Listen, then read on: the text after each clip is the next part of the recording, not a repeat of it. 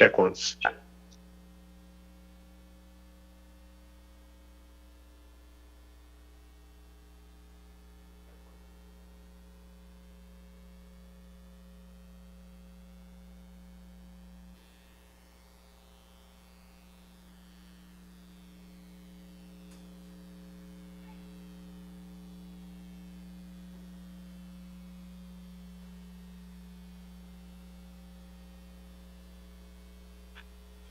Check once.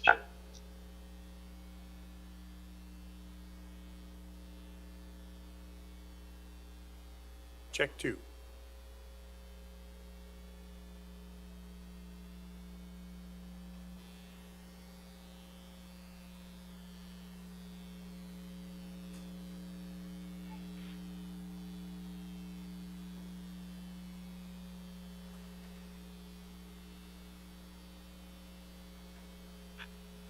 Check once.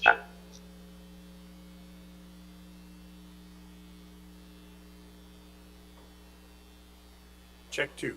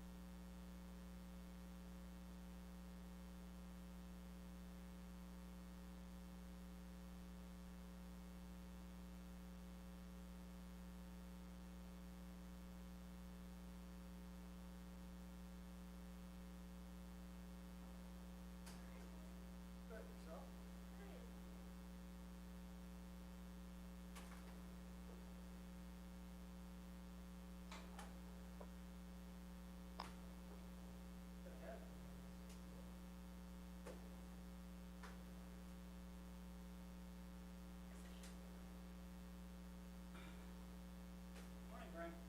Morning. How are you? I'm fine as well here.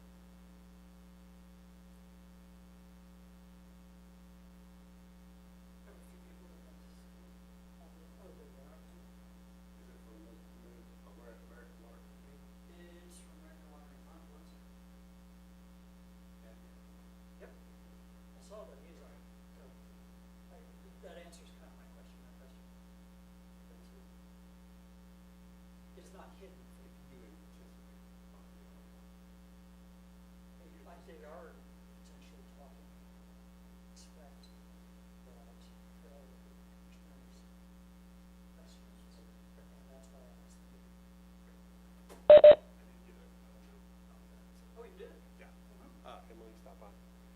Hello, Steve from American Water. Are you there? I am. Okay, great. You may be calling in and speaking with us, and I just want to make sure I could hear you and you could hear me. Yes, I can. Do you mind if I do a quick video test? Yeah, sure. Turn it on.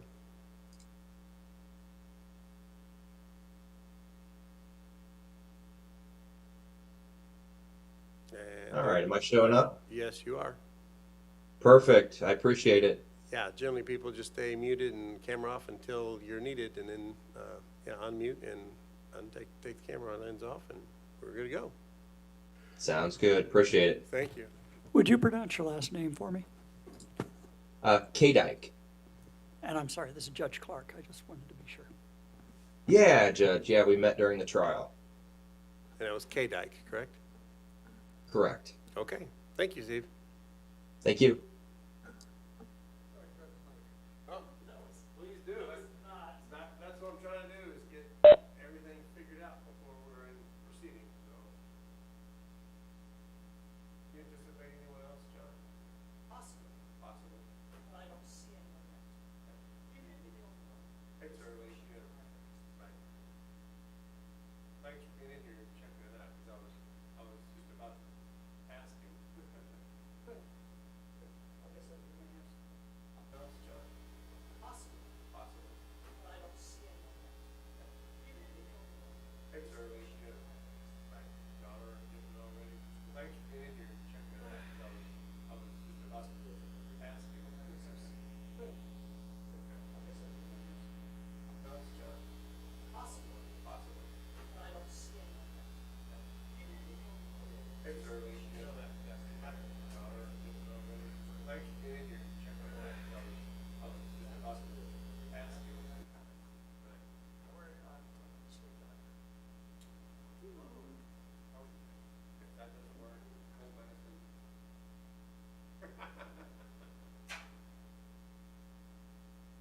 Okay, is on. Oh, good. Okay, that's what I was looking for. Brian just did that. Oh, good, good. Mr. Silence is gonna try this one.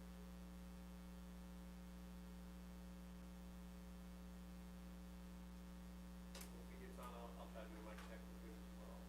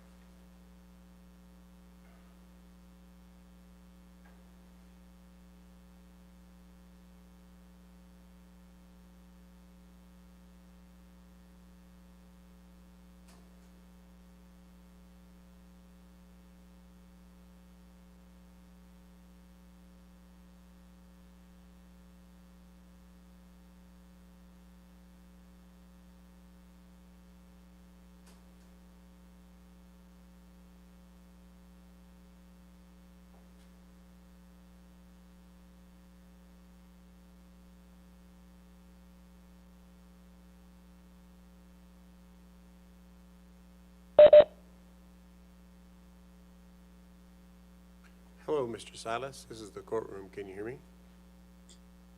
I can. Can you hear me? I can. Thank you. Just want to make sure we can communicate well.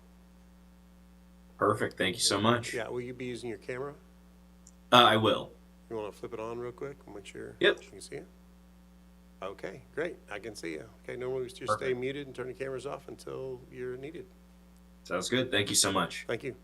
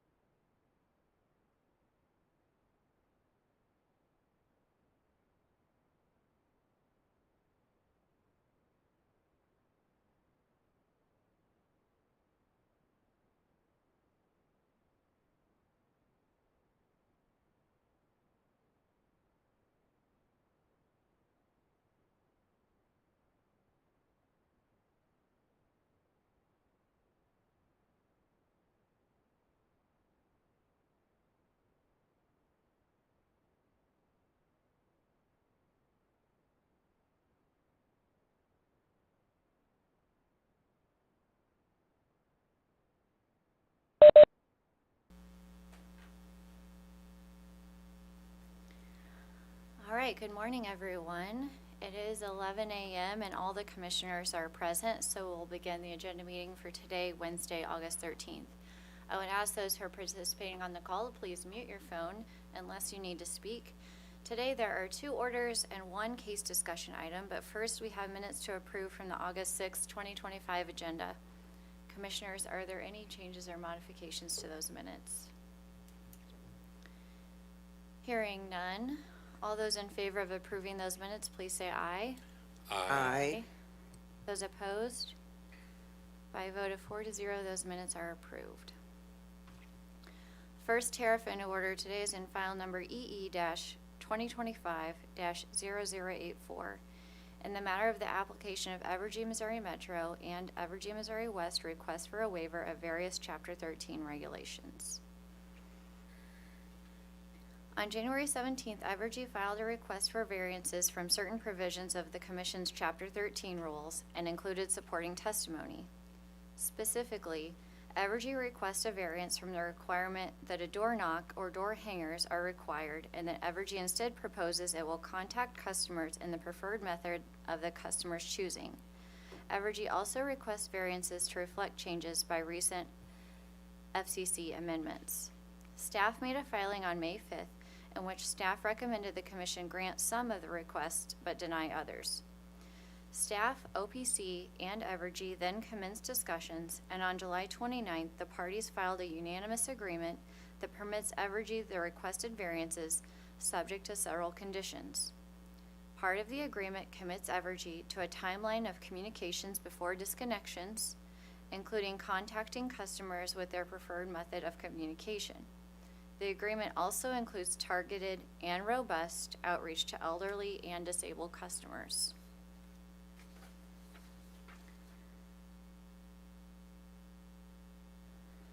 In all, I appreciate that all the parties, including OPC, came together to find a reasonable resolution to this case.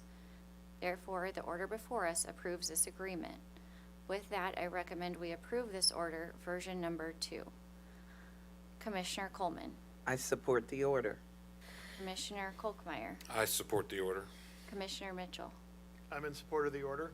All those in favor of approving this order, please say aye. Aye. Those opposed? By a vote of 4-0, that order is approved. Second tariff and order today is in file number GC-2025-0273, the staff of the PSC versus City Utilities of Springfield.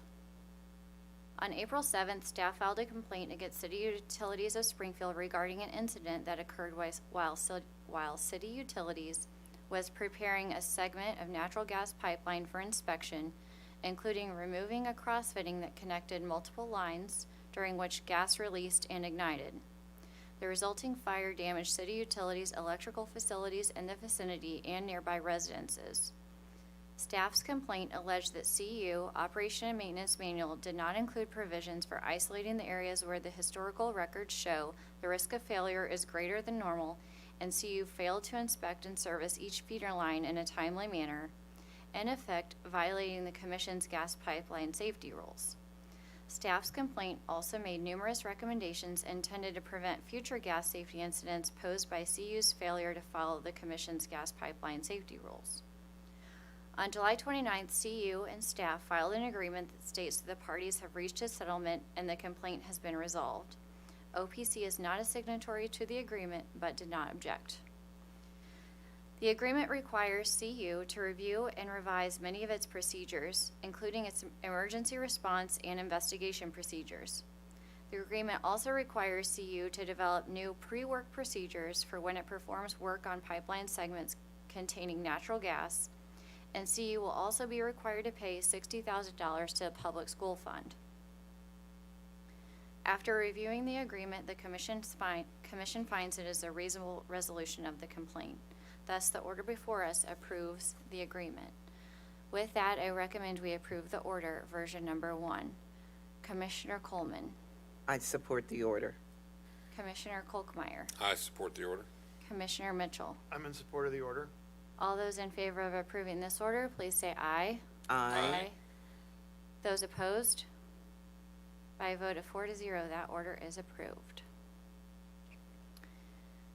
Next, we have case discussion and file number SM-2025-0067 in the matter of the joint application of Confluence Rivers Electric Operating Company, Confluence Rivers Utility Operating Company, and Missouri American Water Company for authority for Confluence Rivers to acquire certain assets of Missouri American in Callaway and Morgan counties.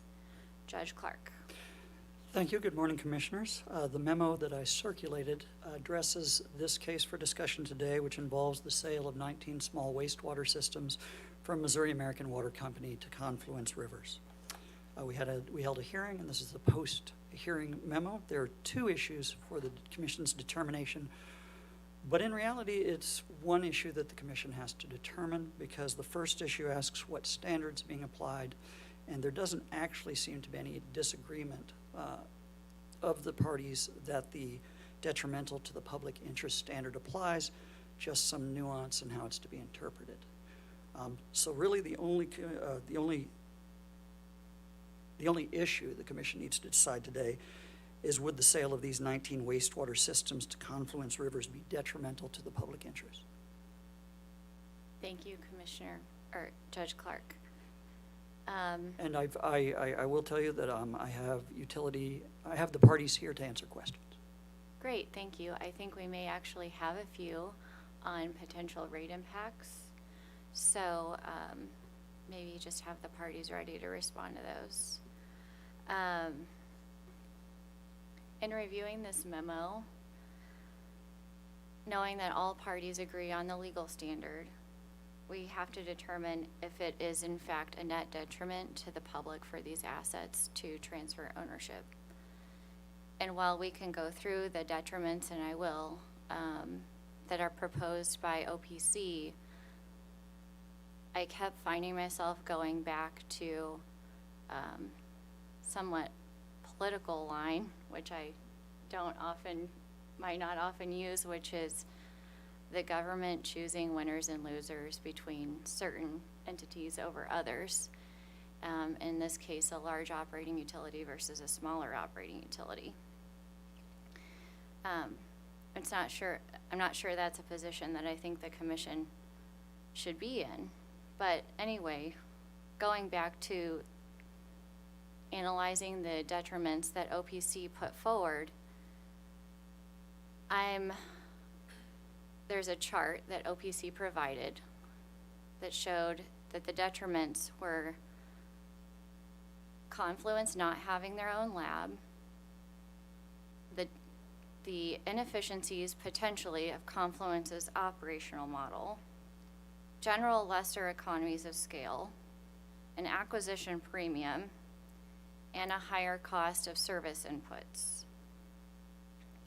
I think some of those detriments were addressed when the hearing occurred, particularly the lab conversation. Confluence still has to operate under the same guidelines as Missouri American in fulfilling their lab requirements and water testing requirements, regardless of whether or not they own a lab.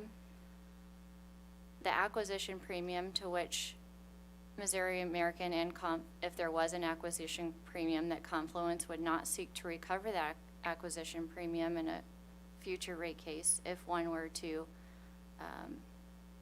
be in place. The operational model. I think the Public Counsel for quite some time has had an issue with Confluence's operational model, which was apparent in its last rate case, to which the Commission ordered a study of the operational model. I think potentially in the next rate case, which Confluence said they're going to file near the end of the year, we could reevaluate having Confluence do their own study of their operational model and to some extent look at what a better operational model would be. Having an independent third party perform that study compared to an in-house analyst. But at the current time, I'm unconvinced that the current operational model of Confluence is a detriment. And then generally, having a smaller company operate with lesser economies of scale or higher cost of service inputs. these are systems that I think, when I think about the types of systems that are going to be acquired, are small systems. They're systems at the end of their useful life, which are systems that Confluence sort of specializes in. They seem to fit well within Confluence's operational model. They operate several of these systems in the state of Missouri already. So in my mind, I don't think that those two final items that OPC proposed are actual detriments. And I know that the cost is also consideration, ratepayer impact. At current rates, I think it is, at least on a short-term basis, temporarily cheaper for the average residential ratepayer to be a Confluence customer as compared to a Missouri American customer. Of course, we don't know what Confluence's rates may be in the future, and I think that in the case it was, the math showed that the Confluence rates could be higher than Missouri Americans post the next rate case. But of course, that case has to be litigated. So generally, overall, I don't think that there is a net detriment to the public for this potential sale, but I know we have commissioners with potentially other thoughts and other questions, so to the extent, I'd like to turn it over to Commissioner Coleman for her thoughts. Thank you, Madam Chair. I really don't find that there is a legitimate reason to oppose this sale, but there is one question that I've been thinking about and I failed to find it out, and that is, can anyone tell me how many customers will be transferred over with this sale? I believe it's 616? Okay, less than 1,000? Correct. Okay, thank you. That's my only question, Madam Chair. Thank you. Thank you, Commissioner Coleman. Commissioner Kolkmeyer. Thank you, Madam Chair. I agree with your comments that you had. One of the things that we dealt with in a previous case dealing with Confluence Rivers was dealing with operations. And I think several of these issues that have been brought up by OPC is dealing with operations, whether it's a lab or how they're going to test or who's going to test, or whether it's going to be full-time or part-time or contract or what have you. It's not up to us as the commission to dictate operations. There have been cases filed, and we're to stay out of operations. And I think that's the biggest thing. I will agree with you in, Madam Chair, that Confluence, this is their model. This is what they deal with, is the smaller, somewhat aging infrastructure out there. This, here again, this is their model. So I don't see it detrimental to the public's interest in this. So, Thank you, Commissioner Kolkmeyer. Commissioner Mitchell. Thank you, Madam Chair. And Judge Clark really answered my first question, that there really isn't a debate about what the legal standard is. And Missouri American provided us citations of previous court rulings that support that standard of no detriment. So I'm satisfied with that answer. As you know, to the detriments argued by OPC, in my experience, there are a lot of water utilities in the state and around the country that rely on outside laboratory services, and both for operational testing and for research and development information. And I think one of the largest is the American Water Works Association that provides their data and research to any water utility that wants it. So I'm not really concerned about the lab services. The operational model, again, in my my experience, there are a lot of water utilities around the country who rely on contractors or rely on a blend of their own employees and contractors, and it works just fine. So I'm not as concerned about that. The acquisition premium question, I think, is now off the table, and you know, my only concern in the list of deficiencies or detriments was around the cost of capital and a bit higher cost of debt for a smaller operating entity.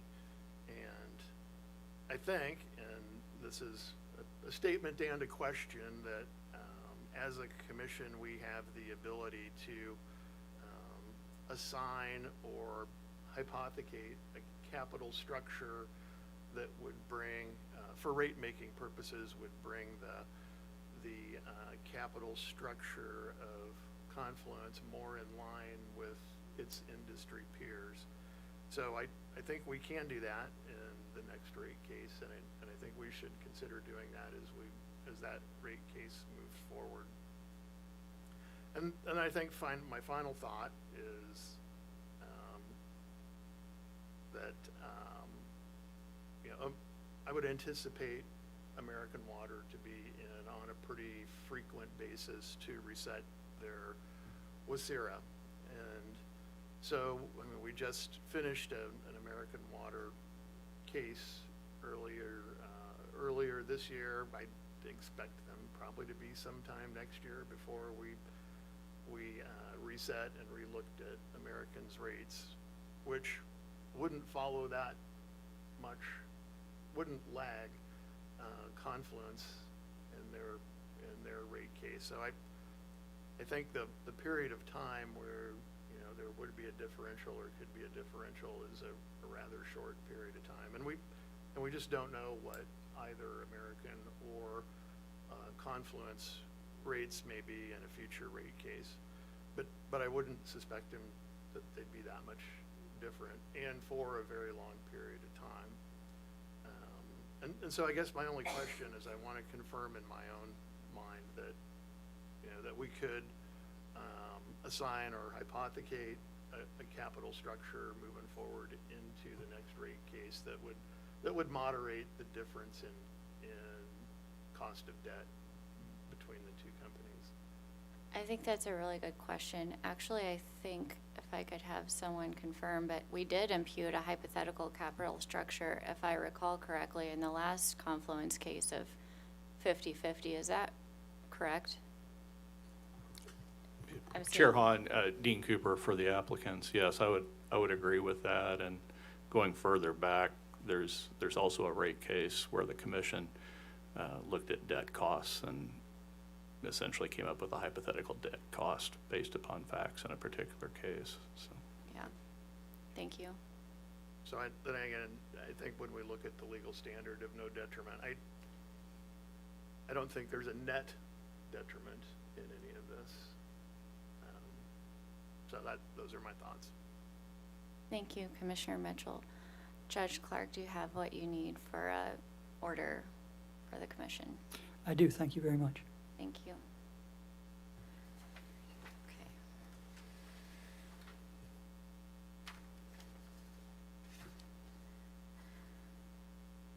Last on the agenda today is scheduling.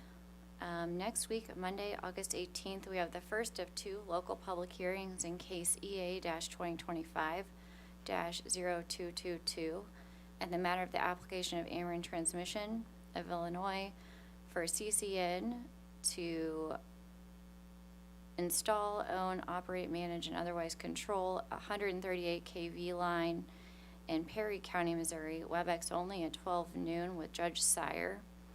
Wednesday, August 20th, we have an evidentiary hearing in case EC-2025-0136, Sherry Meadows versus Greenbelt Express, here in room 310 at 9 a.m. with Judge Clark. Same day, Wednesday, August 20th, we have agenda at 11 a.m. Tuesday, August 26th, we have the second of two in the ATXI local public hearings at Trinity Lutheran Gym in Altenburg, Missouri at 6 p.m. with Judge Sire. Wednesday, August 27th, we have agenda at 11 a.m. Thursday, August 28th, we have an evidentiary hearing in case WC-2025-0204, Jim Moriarty versus Missouri American here in room 310 at 9 a.m. with Judge Walker. Wednesday, September 3rd, we have agenda at 11 a.m. Also the same on Wednesday, September 10th. Commissioners, are there any changes or modifications to the schedule? Agenda and a hearing.